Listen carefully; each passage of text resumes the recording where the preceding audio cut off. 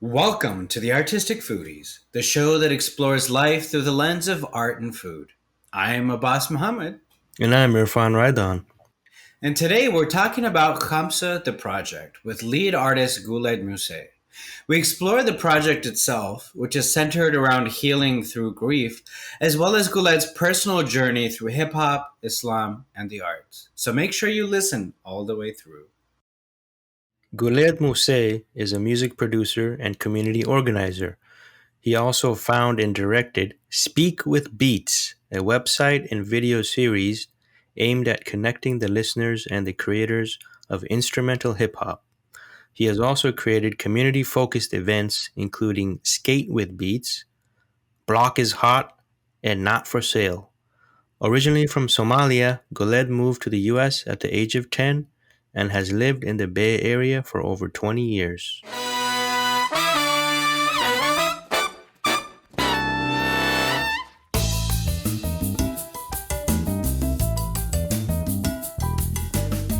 Bismillah.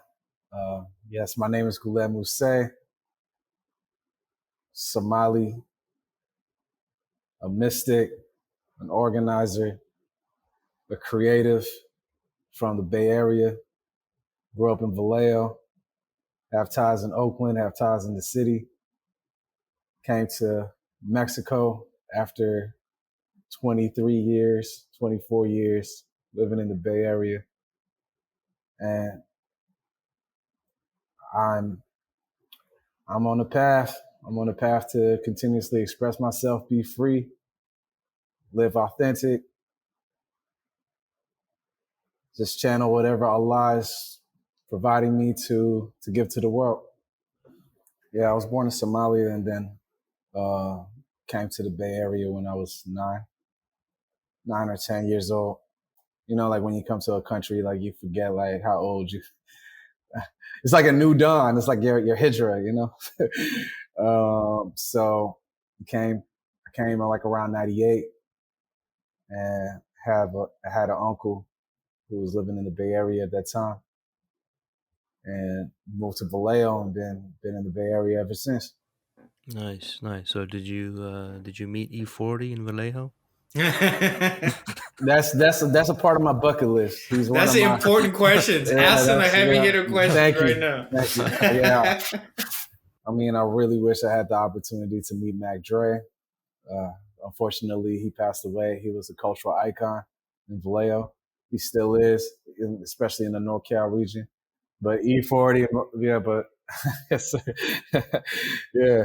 But E40 definitely is somebody who I would love to just thank for his template of how to be an independent artist and stay true to yourself and stay true to where you come from and being the most innovative, most authentic person that you could possibly be. Like he literally is like he had the whole startup model before before all the Silicon Valley BS started happening. Like his template was minimal viable product, having the tapes in the trunk of his car, selling them for maybe $5-10 a piece.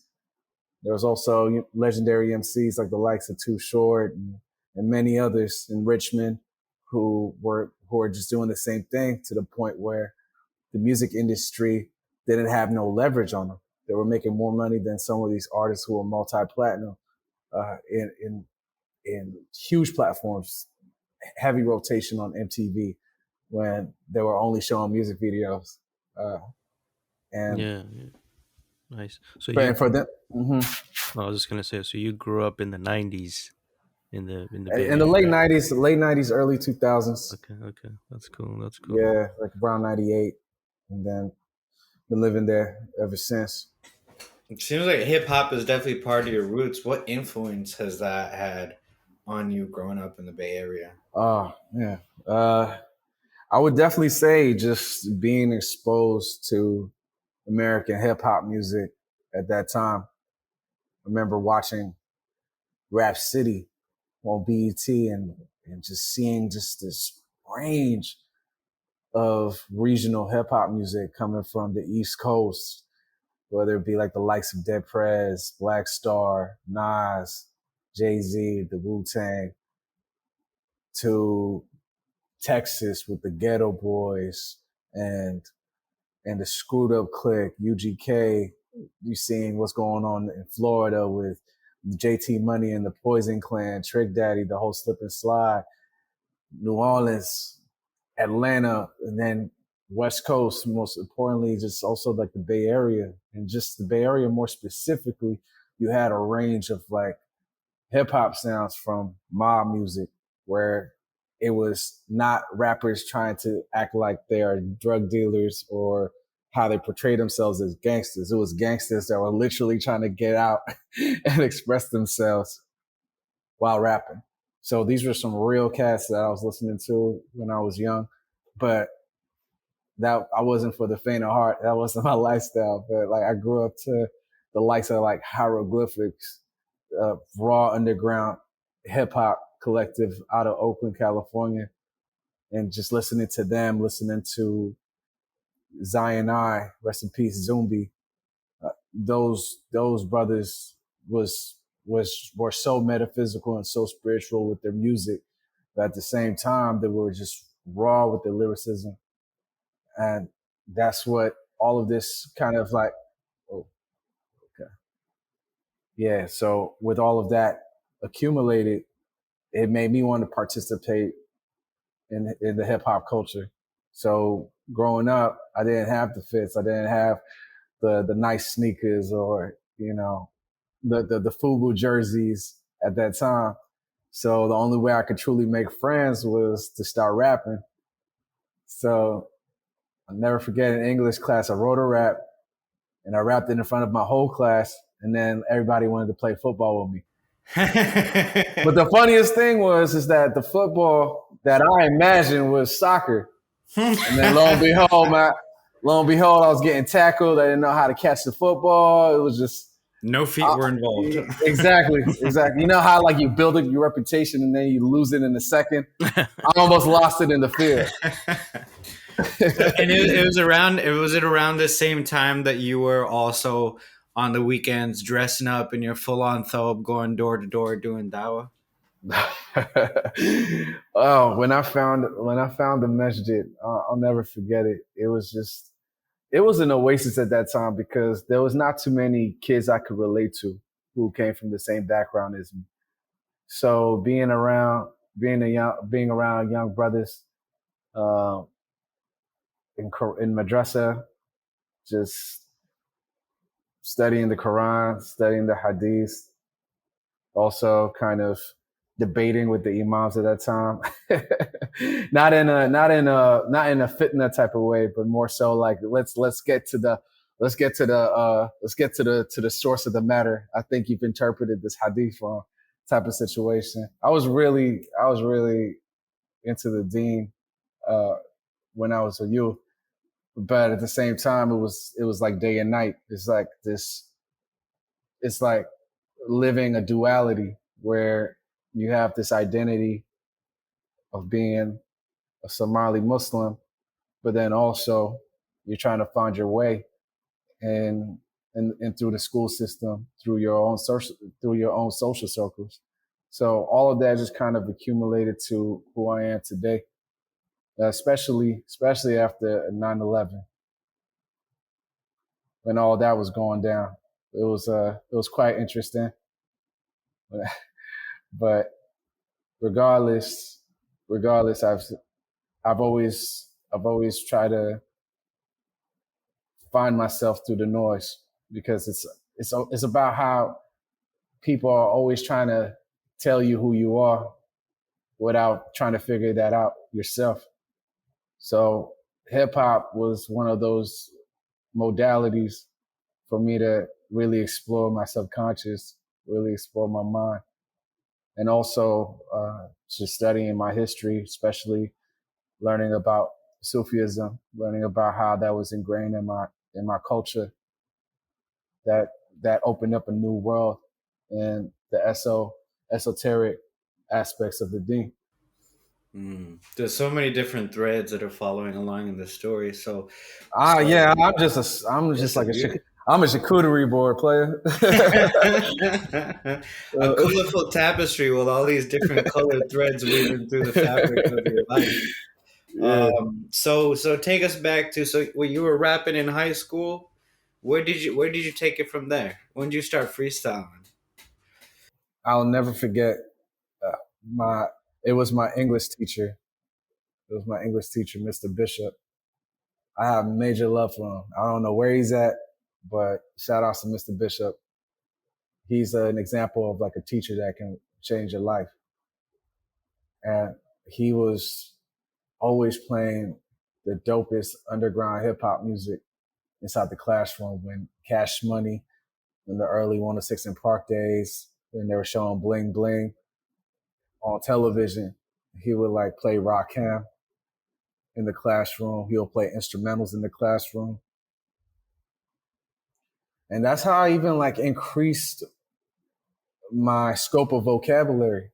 What he would do is he would give us 25 vocabulary words for the week, put it in a sentence, write the definitions of the words, find the synonyms. Afterwards, he would tell us to either put it in a story, but he just knew that my inclinations was towards rapping, it was towards hip hop, so he told me to put that in a rhyme. So I have 25 vocabulary words, and I'll just write rhymes.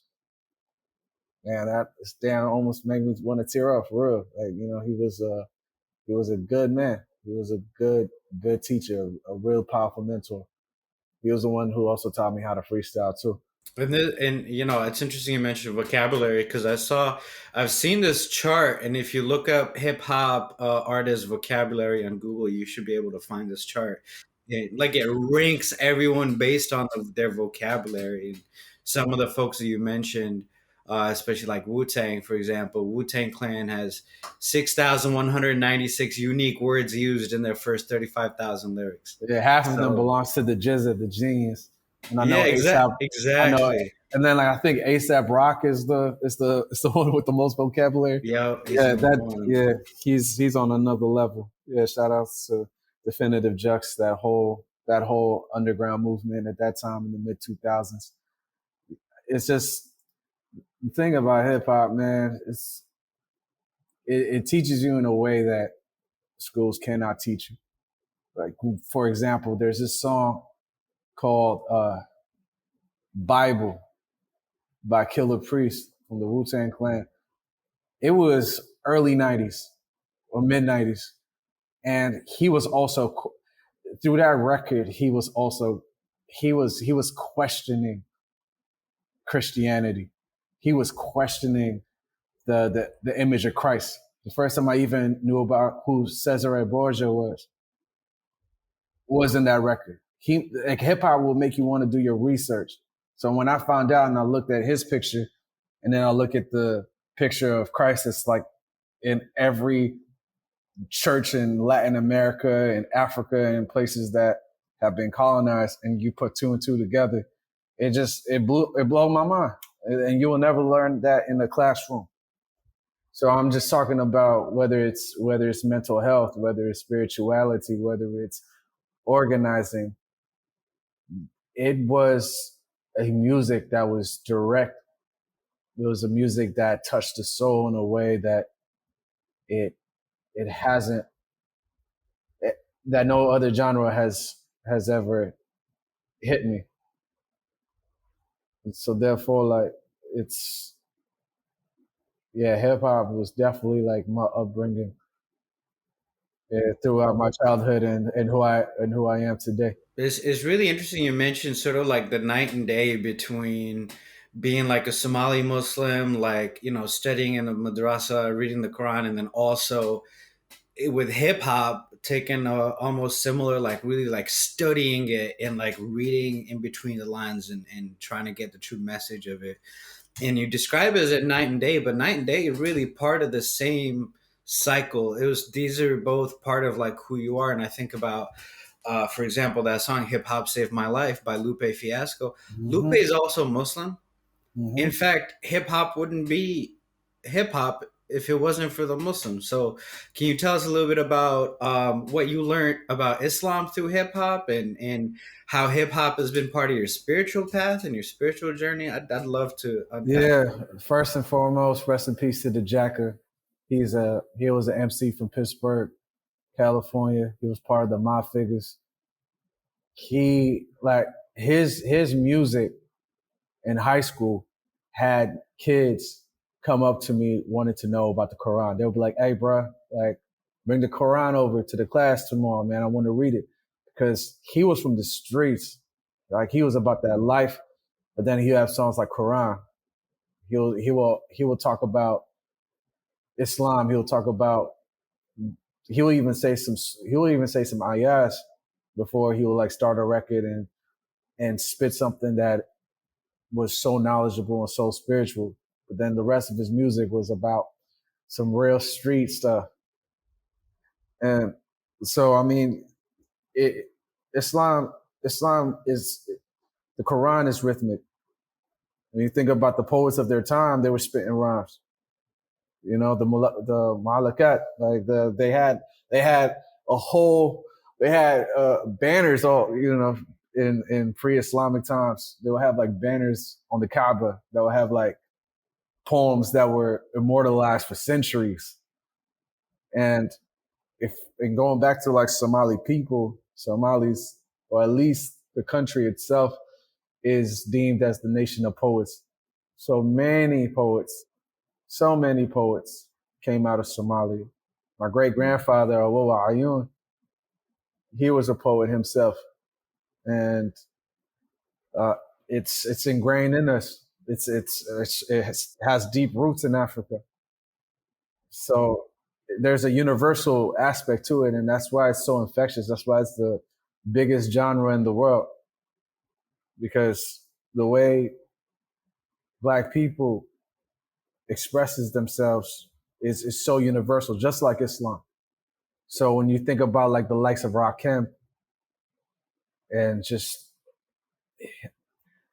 how he's spitting about 5% of knowledge, even though it's not falling in the main tenets or the main aspects of what mainstream Islam is. But when you think about how he was proclaiming, like using the terms Rakim Allah, like how he embodies God as a Black man in America, where you're subjugated to dehumanization, for your music to come out and to call yourself a you know, I'm one with the deity. I'm one with the Most High.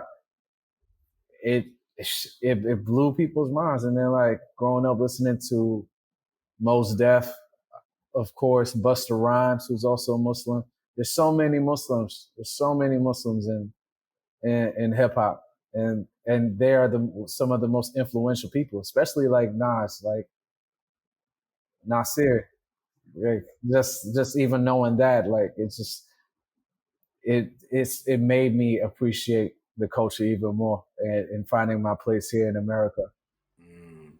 So you were, through your writing, you were picking up, whether you knew it at the time or not, you were picking up the legacy of not only your Somali ancestors, where poetry was baked into the culture, Mm-hmm. but also now tapping into the lineage that you find yourself in, and now living in the Bay Area, of the hip hop lineage of the people around you, and you sort of took all that in, and came out with that. So tell us a little bit about your music career. Were you writing for a while? Like, what got you into beats, and what are you doing now? Well, I don't consider it being a career because I didn't make jack nothing out of out of being an MC. But I will say that just participating in the culture, because I loved it so much, was the reason why like I chose rapping. I didn't have turntables. I was not artistic to do graffiti. I didn't have the chops of breakdancing. I don't think folks was breakdancing in Vallejo. Probably more so pop locking, or they were just too player. They were too much of too. too Macish to to do any of that.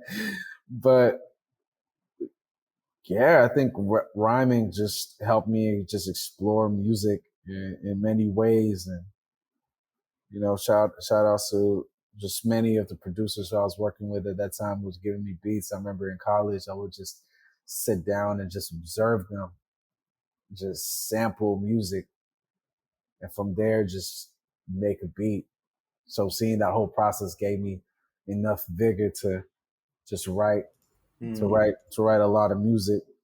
And from there, college most importantly was what really was hmm, let me backtrack here. Yeah, college made me engage with hip hop in a way I couldn't imagine, where I was like organizing events, where I would really learn how to freestyle. I remember my brother Gavin, who's also a part of the Khamsa Project, just seeing him freestyle humbled me as an MC. Just seeing that art form, just the way that I wanted to learn it so bad because of how my OGs was freestyling in the circle, to the point where when I started obtaining that skill, like that was also a form of therapy for me, because when you're freestyling, like it's whatever is coming out of your head. So you will say some stuff from your subconscious that you're going through during that day, and it was a form of therapy. It was a form of release. So it was a healing modality. Yeah, like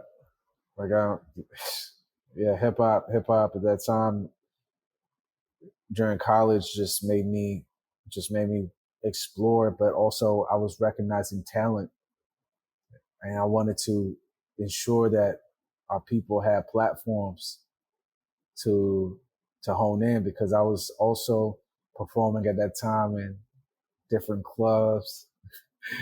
Yeah, just didn't make anything, but rocking the crowd was priceless. But I just saw a different side of the culture, where there was a few gatekeepers who were extremely lame, really lame.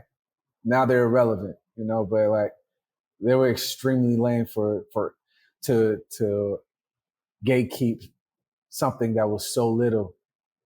And seeing how people really wanted to make this a livelihood, to the point where they weren't communal, they weren't equitable. So seeing that kind of changed my perspective of what I wanted to do with the culture, because it wasn't about me. It was about many others who were extremely talented, and also it was like their pathway, like their only way out, and they had to go through those channels. So seeing that was just what sparked me to just create a different tunnel for these artists. And so that's when you transitioned then from Yeah, being an artist to an organizer. yeah, but it's just somehow like I just I don't think I've lost it. I don't think you can lose art. It's just like riding a bicycle. Like once you get the hang of it again, you're back up and running. But I feel like I've transcended that into something that was beyond me. That was beyond me. In hip hop, like you have to be bravado. You have to have bravado. It's all about self. You have to show that you're the illest MC in the game, or show that you make the best music. But there's not an infrastructure, especially in the Bay Area. It's more like city states in Italy back in the day. It's just like these different regions, and few people hold power, but they don't have an infrastructure like what you see in Los Angeles or in Atlanta or in New York. And even those places are different monsters. But what I wanted to do is I wanted to create avenues for artists where they won't compromise their genuine authenticity. So it just I felt like my mission once again transcended into something bigger. Very cool, very cool. So let's fast forward a little bit. So you were starting out as an artist yourself, and then you became a producer and community organizer. But you're continuing your artistic work in different avenues, right? Uh, I kind of have that kind of same feeling as I have some artistic abilities, but I don't do traditional what you would call art anymore. But I kind of use my artistic skills in different ways now, in doing events and programs and things like that. So tell us a little bit about the Khamsa project. How did you come up with with the concept and idea, and where did this all all come Yeah, from? I think around like 2015, 2016. That was the moment when I thought about that project because I was immersed in the beat scene and what that is. They're fun and our best producers were more so in the forefront. You had like the likes of, let's say, DiBiase, Flying Lotus, Sam I Am, so many others that made themselves artists, where they didn't need an MC to rhyme over their beats anymore. And that was fascinating to me because it was the beats that enabled me to rhyme. It was that music that didn't have no words that made me explore regions of my mind to come up with something. And I was just seeing these people just behind the scenes. They didn't care about the fame or whatnot. But however, in order to make a meal or break through, you had to make beats that catered to radio, that catered to the hype. So it inspired me and my colleague Caesar, good brother, to come up with Speak with Beats, a website dedicated to instrumental hip hop music. And it was a blog site where we would post all these beat tapes from across the globe, whether it's from the Czech Republic, whether it was from South Africa, Sudan, all across the United States, Japan.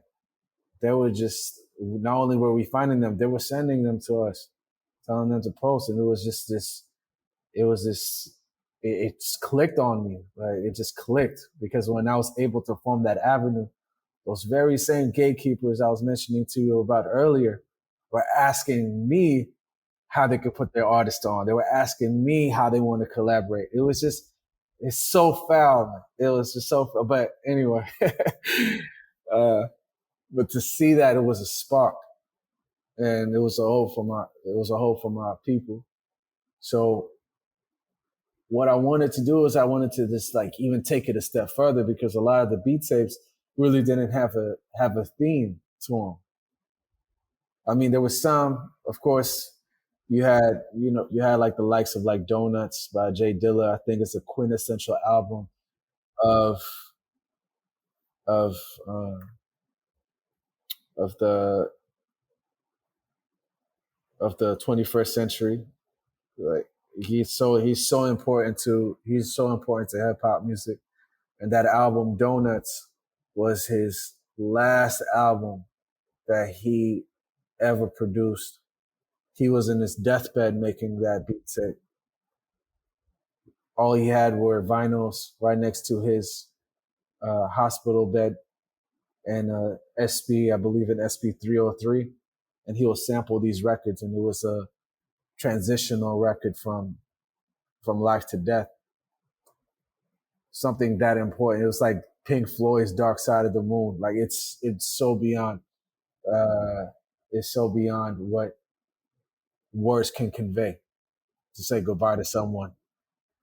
So listening to those types of records, I was thinking to myself, like, what can we do to make hip hop, instrumental hip hop music touch a chord in people's emotions and people's psyche?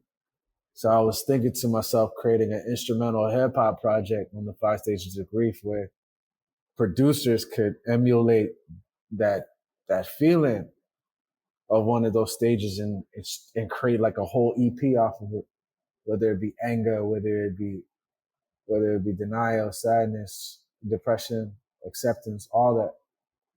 But as time went on and it kind of fell by the wayside, I was also going through my own grief because I just decided to dead my website. I didn't really have a real reason to, but there was just like so much going on in my life, and just losing something that you created. It really felt like you lost a child, lost someone, and I was in disarray. I would try to I'll try to create these new sparks because I was also in my denial. I didn't have that process of of knowing the fact that I quit it. It's really hard to accept that. It's really hard to accept that. Mm. Why grief though? I mean, at that time there must have been a lot of things, a lot of different themes that were going on in your life. Why grief, and why have you held on to that theme for all these years and wanted to explore that specifically? It was just so much. There's a macrocosm and a microcosm of so many things that have occurred during that period of time. Whether it was whether it was going through my own personal battles, whether it was the state of the world at that time, also just losing yourself. It was something that really just stuck with me. So it took me a while, and I haven't even really thought about it like really until now. Like how this project stuck with me longer than anything that I've done. And now that the project, the exhibit is up in aggregate space, gallery in Oakland, and you have the whole musical component. So like, just break down like what the Khamsa Project is, how people can access it, how people can benefit from the potential healing of the project. Yeah, Khamsa means a lot to me, and and just the way that it evolved. And even then, like, was 2020, I I almost gave up on that project, but it was art together that just kept insisting, and they believed in it so much. And art together is a nonprofit that that helps immigrant artists express themselves and have a platform. And shout out to you, Abbas, for setting me up with them. They're a really great group of people. I have such a deep love for everyone in that organization because they believed in it more than I did. I really was just like, you know what, it is what it is. But it was just like they were like, hey, listen, everything, all roads leads to this. Let's make this happen. I know for other projects that I've worked on too, sometimes you get stuck in a particular detail and you're not looking at the whole picture. Then someone from the outside, they could see what you're trying to do, so they kind of motivate you to keep going, even though you gotta get stuck in this one particular thing, which you want to just say, oh, this is Mm-hmm. not going to work now, I'm going to just forget about it. It's too much hassle, too Right. much problems to deal with this. But somebody else from the outside is seeing what your whole vision, and they're saying, oh no, this is what you have to do. You got to keep you have to make this happen. So sometimes you need a little Yeah, push from the outside. it helped. It really motivated me. I was like, okay. I mean, if they believe in it that much, why not give it a shot? Why not give it a try? And it was from there where I realized where my skill lied in, and that was if I had to pick what my art form is seeing the best in the artist, is seeing the best in people, and harnessing that because I believe that that they're capable of manifesting whatever they want to do or executing the vision that I have. So it just went beyond from not having words to articulate grief where I felt it was necessary and how everything came back in full circle where hip hop is that medium that I feel can like bridge people together, especially in music. But then just also having that visual component where people can go through the the mind of the music project, where it takes it a step further from the album. So it's the project has two parts. One, it's an album that has, I believe, like 10 artists, where each one of them are assigned a different stage, and they speak on that, they emulate that, they've immersed in themselves in it. Some of those artists felt it was an extreme challenge because that was a place that they did not want to explore, but they took it upon themselves to do it. And from there, like I wholeheartedly believe like these tracks are are like the are the best that came out of these people just based off of the simple fact that they've really challenged themselves to take themselves to put their minds in the space that they don't want to explore. Arms wide, embrace, let's make some steps, move on, realize your worth, new goals, let go, let God.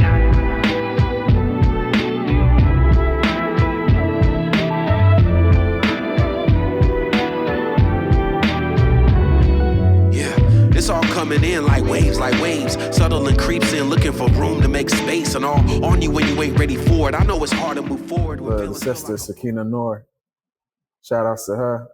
There's too many shout outs, man. I have major love for everyone. I have major love for everyone because I'm just letting you know, like, this is not me. I don't speak on these projects like it's all me. It's everyone. It's everyone. I feel like Allah has blessed everybody in this dunya with gifts. So it's Allah. It's God. So I give credit to where credit is due. So just major shout outs to everybody who's included in that project. But going back to Sakina Noor, she's weaving in all these records from these MCs, these young black men, exploring these stages and acknowledging their pain or acknowledging their emotion, to having visual artists who are not from who are not from my sphere of artistry, but for them to also find it deep within themselves to come up with the art for the exhibit. So it's such a blessing. It's such a blessing. Alhamdulillah that this is actually happening, and I really want to give back to the Bay Area. I feel like this is like my magnum opus at the moment for giving back to a community, giving back to hip hop, giving back to my experiences just coming to the Bay Area, because now I live in a different country. I'm out here in Mexico with my family, but the Bay Area is always in my mind. Bay Area is always in my heart, and I wanted to get back to the town, back to Oakland, back to Vallejo, back to the city, back to Richmond, all the places that have touched my life. And it's really like it speaks to your vision as well. That you've got two nonprofits. You've got West Oakland Art Gallery. you have 20 artists all believing and seeing in the potential of the vision of wanting to really dig deep into sometimes the dark and shadowy parts of self to explore grief and explore the potential of healing there. I think that really it speaks to your vision. And I think one thing that really strikes me is that earlier on in your career, you were talking about how hip hop was a way of having that breathing space to just express without an agenda, to just share, to connect hearts. And now, all these years later, that's kind of what you're giving back to the world. It's like, this is what hip hop did for me. Here's something I hope that this could do for you. And essentially, contributed. We talked about lineage earlier. We talked about legacy, that you get to make your mark, even though you've left the Bay now. Like you get to be like, this is my way of saying thank you. This is my way of saying, you know, that the Bay Area is a part of me, and now I get to be a part of the Bay Area culture forever. And Right. all of those artists are going to remember you, and everyone who goes to that exhibit is going to remember you, and everyone's going to. There's that quote that people don't always remember the things that you say, but they will remember the way you make them feel. And most important too, I really wanted to. I really wanted to create this project because I'm here in the Artistic Foodies podcast, and when you think about food being a bridge to commonality among people, I wanted to create this project to create a bridge that's outside of that's beyond art. I wanted to show that people grieve all over the world. You know, we lose people just like you. When you think about like the media and how they have dehumanized us for decades, you know, the news cycles, the footnotes where you see 800 Afghani people getting bombed, or what's been happening in Palestine, or what happened in Iraq. Millions of people perished. Many families suffered. Like they took the humanity away from us, and they dehumanized us. They made us subhuman. So I wanted to bridge this gap where we all deal with the same eternal human tragedy. We're all human beings, and I wanted to take Islamic art, take it a bit further than things that we don't normally speak about. Because I've been hearing in different parts and different circles, yeah, it's definite. It's definite of how we view the afterlife, how we see death, how it's written in the Quran. But even the Prophet Muhammad sallallahu alaihi wasallam, he had a whole year of sorrow. The Prophet, he lost his uncle, he lost his wife. The Prophet of God, who spoke directly to Allah, who seen Hadrat Jibreel, like from the ethereal realms, as eternal. Like if something like that came to my life, I won't even know what this reality is anymore. I'll go crazy. But for him to hone that in, but yet at the same time, still have to go through that level of grief, I feel that's sunnah. I feel that's universal. The Prophet of God, you know, his whole ummah, the way that they suffered, that is just as Islamic as the 5 daily prayers, man. So I really wanted to just take Islamic art and just bridge these gaps, just to prove that we're beyond calligraphy, that we're beyond geometry, we're beyond political art. Above all else, we are souls living this human experience, and we will return back to the Most High. It was a challenge for a lot of people doing this project, including myself. But only Allah can tell. only Allah could tell how this is going to impact the people. That's very powerful stuff. I don't want to say anything after that because that was a very very powerful ending there, I think. But tell us a little bit about the exhibit. I know there's about 20 artists you said, or Abbas mentioned, and how can people go and see it, and how's it set up, and how can people go check it out? Once again, it's at the Aggregate Space Gallery in West Oakland. The exhibit is going to officially open September 2nd. So if you're in the vicinity, or if you're hearing this podcast in London and you're so excited because this episode it blew your expectations and you want to go cop a ticket to the Bay Area, yeah, come through September 2nd. And we have many other programs in the month of October, whether it be the lyrical breakdown, where the MCs of the project deciphers the meaning behind their lyrics and what they were going through making the songs for the project, to a First Friday event where, even though we grieve, above all else, this project is a healing journey for everyone. So we're still going to celebrate. We're still going to enjoy life.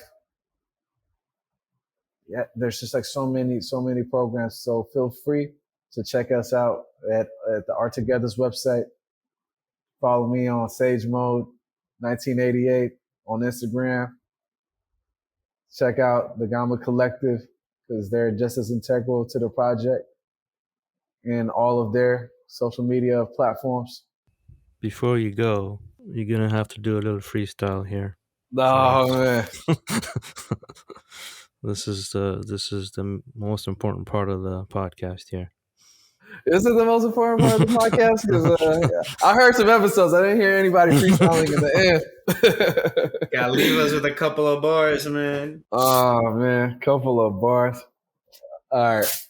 Story of my life, nothing short but survival. Entitled to the struggle, but last disciple, waiting to meet Allah, looking at time arrivals. With him on my side, I don't see no rivals. Thinking of 40 ways to cement my legacy, while y'all reminiscing about your glory days back in high school. Tired of ways of BS hit me on the daily. I'm running circumstances to the people trying to play me. God save me, this is not what I envision. To be locked in the darkness like Mandela in prison, this ain't living. When you have to wear a mask when you step outside like Gene Simmons, because you can pray and meditate, become a vegan. In the end of the day, you can still be a messy human being. Trust me, I know that feeling when you're trying to break the glass ceiling for something appealing for what the master's dealing. What's freedom when equality is not giving us answers that we need? Feeding ourselves delusions of grandeur, waiting on the disease that we can't cure, and that's for damn sure. Help us asking for lifesavers just to only crucify ourselves like Tori Amos. In this realm of pain, I'm famous, but that doesn't define me to find peace like a saint. My state is, babies, from here on out till infinity. Don't let the status quo doubt your divinity. When in doubt, hit his verse one more time like that house record so our minds stay connected so you never feel neglected. And that's word. Cool. Thank you very much. Exactly. Yeah, snap your fingers. Do your step. And then also, just so we can say we talked about food on this podcast today, what is your favorite halal restaurant? And why is it my halal taqueria? No, I'm just kidding. What is your favorite? I swear, you read my mind. You read my mind. That was the first thing that popped up. Those birria tacos are ones to die for. Yeah. Fridays only, man, with the crispy cheese on the outside. Woo! Man, oh man. Makes me want to just go back to Oakland now. It's funny because Yucatan ain't even really got a taco culture like that. That's hilarious. You moved all the way to Mexico and you're missing the Oakland tacos. Yeah. Facts. Oh, man, that's hilarious. Khamsa, the Arabic word for five, is a multimedia art exhibition showcasing 20 Black, Muslim, immigrant, and refugee visual artists and musicians traversing the 5 stages of grief. The exhibition, which runs from September 2nd to October 15, 2022, at Aggregate Space Gallery in Oakland, will be paired with the album release on October 23rd, 2022.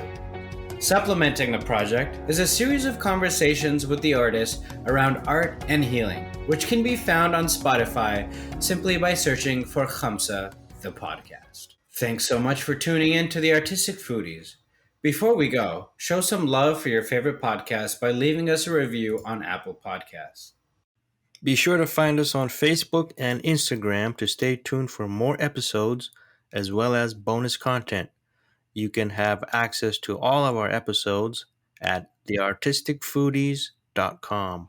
This podcast has been brought to you by Halal Fest Incorporated and Gamma, gathering all Muslim artists.